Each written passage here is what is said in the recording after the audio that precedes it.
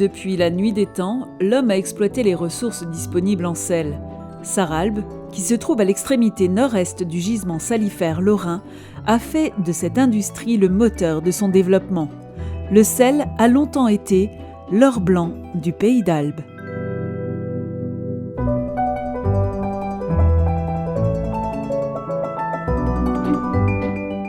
L'exploitation du sel est avérée à Salzbronn depuis le XIIe siècle. Mais ce n'est qu'au XIXe siècle que Sarralbe et Salzbronn vont être véritablement exploités à travers 4 salines. La première démarre à Salzbronn en 1807. Sur Sarralbe, effectivement, il y a eu 4 salines. Et Salzbronn, on a eu 2. C'est un Allemand qui est venu de Württemberg, le monsieur de Thon, qui a acheté donc, les concessions, vu que c'était très ancien et il a réussi à acheter ça, donc en 1825. Et géologiquement, on savait que dans le sous-terre, il y avait les rochers de sel. Et à ce moment-là, ils ont fait les premiers sondages et effectivement, à 200-230 mètres, ils sont tombés sur le sel. Le sel, on sortait la saumure. Donc cette saumure, il fallait la mettre dans des grandes marmites pour faire évaporer l'eau et le sel précipitait. Donc les sauniers tiraient le sel avec des grands racloirs. Et avec des pelles trouées, des grandes pelles larges, trouées en écumoire, ils sortaient le sel de cette eau qui était vers les 100 degrés, donc légèrement, pratiquement ébullition, et ils le jetaient au-dessus des poêles pour sécher.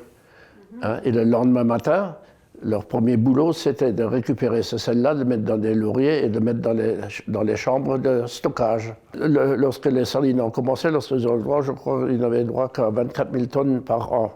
Et effectivement, parce que c'était des rivalités ou des trucs commerciaux déjà à l'époque. Bien sûr, par la suite, on a extrait beaucoup plus.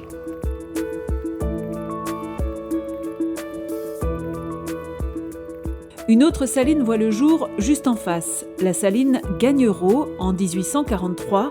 La même année, c'est au Haras que les sondages sont faits.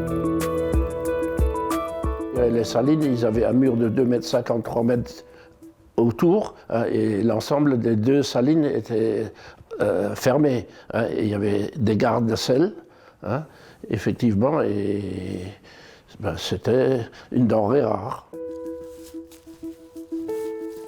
Gilbert Schuster est un enfant de Salzbronn. Les salines, il les connaît bien. L'une d'elles a été son terrain de jeu. C'est les vestiges d'un ancien four, et on voit où il faisait le feu, certainement, c'est-à-dire pour chauffer en dessous. Mais ça devait être très, très ancien. Je jouais avec les ouvriers, on tirait le sel, donc ce qui est, je dirais, impensable maintenant. Faut se rendre compte quand même qu'on était sur de l'eau vers 100 degrés et c'était super, super dangereux. Mais étant gosse, et vu que le cousin habitait dans les salines, son papa travaillait, était comptable au bureau, ça faisait que nous étions libres.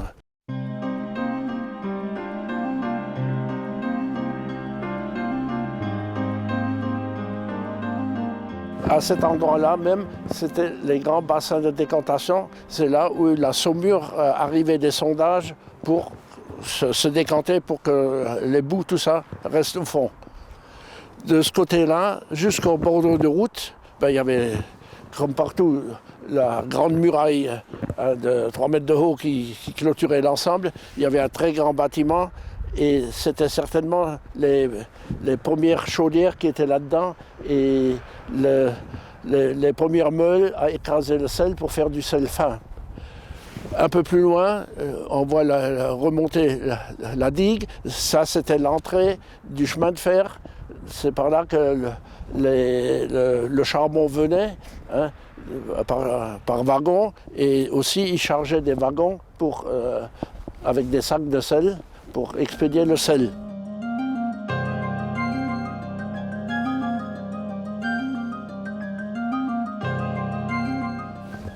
Tout le long de la butte que nous voyons là, c'était les grands bâtiments avec les grandes chaudières, hein. Et il y avait un deuxième bâtiment qui était en angle droit là-dessus, pareil, avec les grandes chaudières dedans pour évaporer, c'est-à-dire pour faire le sel. Et il y avait de ce côté une cheminée d'une trentaine de mètres, et une très grande cheminée, et une de 25 mètres sur l'autre bâtiment. Mais les salines, je ne sais pas exactement, mais il y avait au moins quand même 50 personnes d'un côté et 40 dans l'autre saline, hein. Et la saline du Haras devait avoir le même nombre d'ouvriers, quoi, de personnel.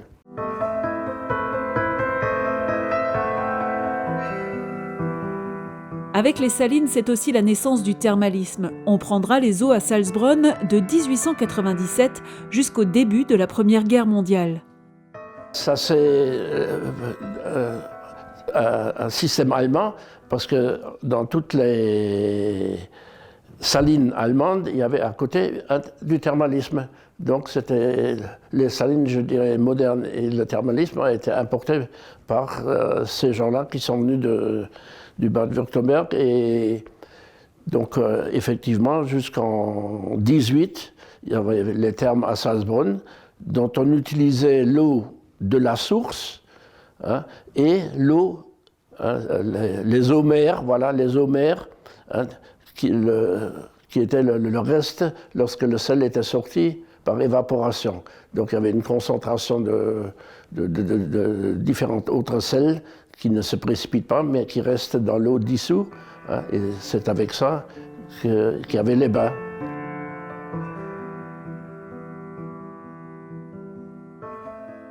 Ben, là, nous sommes devant la source, hein, d'eau salée, qui est un forage qui avait été fait pour prendre de l'eau salée vraiment, mais ils ne sont pas tombés vraiment sur le sel, ils sont tombés plutôt sur des trucs sulfatés.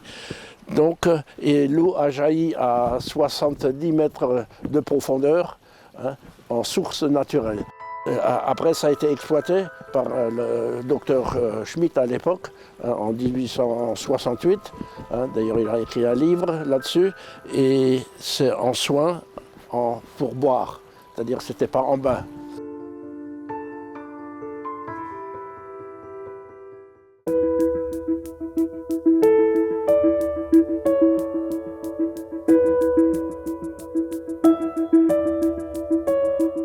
Le grand chamboulement social à Sarralbe et le véritable développement de la ville, c'est l'arrivée de Solvay en 1886. D'abord saline, l'entreprise deviendra soudière et profitera de l'emplacement privilégié de Sarralbe au carrefour des voies de communication.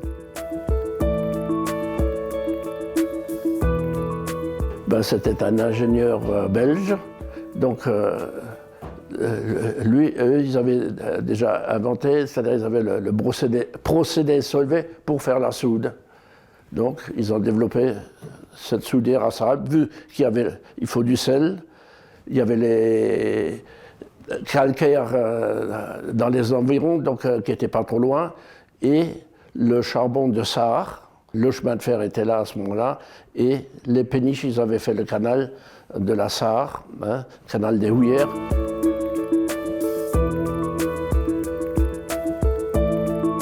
C'était la belle industrie, c'était une grande industrie, hein. On était quand même, à un moment donné, 700 personnes, hein, donc c'était assez important. Solvay a tout changé, parce que Solvay, c'était déjà le social tout de suite au départ. Solvay a construit les cités, hein. Solvay a construit la salle de sport, salle de spectacle, hein. Et Solvay avait même la musique, ils avaient le sport, ils avaient le football. C'est eux qui maîtrisaient l'ensemble. C'est socialement qui ont fait progresser Sarralbe. Solvay n'avait pas qu'à Sarralbe les usines, hein. Ils avaient celle de Dombasle qui a été à ce moment-là rénovée et en capacité très augmentée. Donc c'était la condamnation de Saralbe. Les salines ont cessé leur activité l'une après l'autre. En 1983, c'est la fin de la piste 200 de Solvay. On aura ainsi, en un peu plus d'un siècle et demi, extrait quelques 10,6 millions de tonnes de sel du sous-sol du pays d'Albe. Maintenant, de Solvay, il reste n'importe comment. Solvay a tout vendu et c'est passé en pétrochimie. On fait le polyéthylène et le propylène, hein, et les salines ont complètement fermé. Les salines, il n'y a absolument plus rien.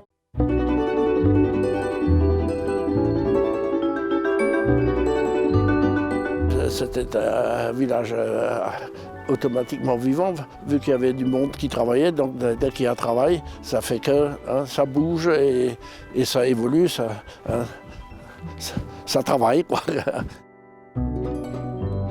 Aujourd'hui, il reste des souvenirs, quelques bâtiments, une source au fond d'un vaste espace vert et un nom, Salzbronn, qui rappellera à jamais aux passants l'or blanc du pays d'Albe.